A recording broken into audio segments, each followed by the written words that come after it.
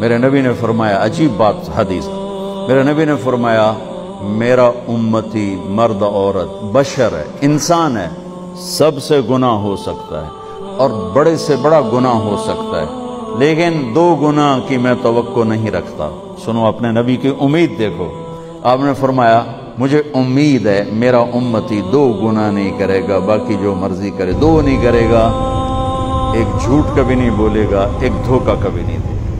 محمد سید الکونین والثقلین والفریقین من عرب ومن عجم۔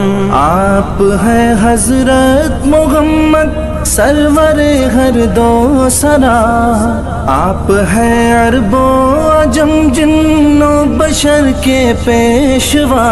محمد سید الکونین والثقلین والفریقین من عرب ومن عجم۔ آپ ہیں حضرت محمد سرور ہر 2 سرا، آپ ہیں عرب و عجم جن و بشر کے پیشوا۔ عقلیں اتنی ماری گئی ہیں کہ پیارے نبی صلی اللہ علیہ وسلم کی نعلین، آپ کی جوتی کا نقش لے کے، پہلی بات تو نبی کی نعلین کا نقش پیارے نبی صلی اللہ علیہ وسلم کی کسی حدیث سے ثابت نہیں ہے۔ ہم کہتے ہیں 1 منٹ کے لیے بات مان لی کہ واقعی یہ پیارے نبی کی نعلین کا نقش ہے، اس نعلین کے نقش پہ اللہ محمد لکھا جاتا ہے یا نہیں؟ نعلین کے اندر اللہ محمد لکھا جاتا ہے یا نہیں؟ بسم اللہ لکھی جاتی ہے یا نہیں؟ الصلاۃ والسلام علیک یا رسول اللہ لکھا جاتا ہے یا نہیں؟ پیارے نبی کی جوتی پہ پیارے نبی کا نام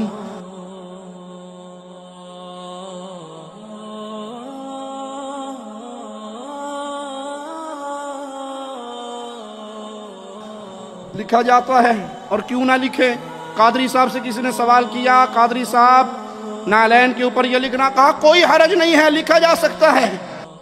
نعل پاک پر محمد لکھا ہوا ہے تو اس میں کوئی شرعن حرج نہیں ہے، اور بسم اللہ الرحمن الرحیم لکھنے کے تعلق سے فتاوی رضویہ شریف میں اس کے جواز کے جائز ہونے کے دلائل لکھے کہ اگر نعل پاک میں بسم اللہ بھی لکھی ہوئی ہو تو کوئی حرج نہیں ہے، تو ایک نقش ہے یہ۔